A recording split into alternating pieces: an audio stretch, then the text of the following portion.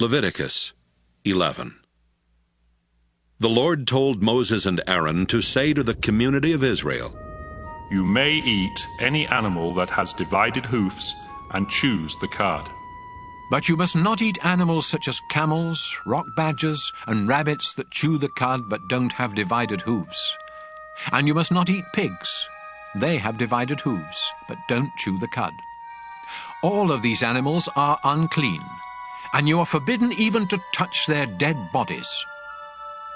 You may eat anything that lives in water and has fins and scales, but it would be disgusting for you to eat anything else that lives in water, and you must not even touch their dead bodies. Eagles, vultures, buzzards, crows, ostriches, hawks, seagulls, owls, pelicans, storks, herons, hoopoes, and bats are also disgusting, and you are forbidden to eat any of them. The only winged insects you may eat are locusts, grasshoppers, and crickets. All other winged insects that crawl are too disgusting for you to eat. Don't even touch the dead bodies of animals that have divided hooves, but don't chew the cud. And don't touch the dead bodies of animals that have paws. If you do, you must wash your clothes, but you are still unclean until evening.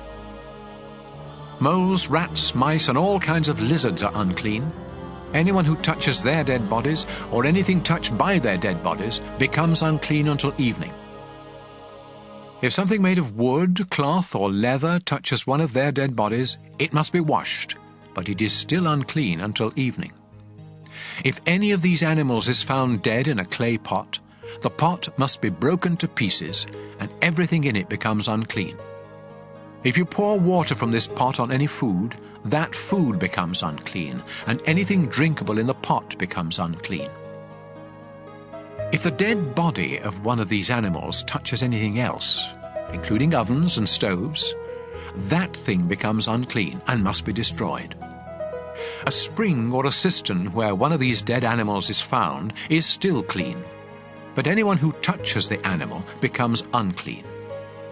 If the dead body of one of these animals is found lying on seeds that have been set aside for planting, the seeds remain clean. But seeds that are soaking in water become unclean if the dead animal is found in the water.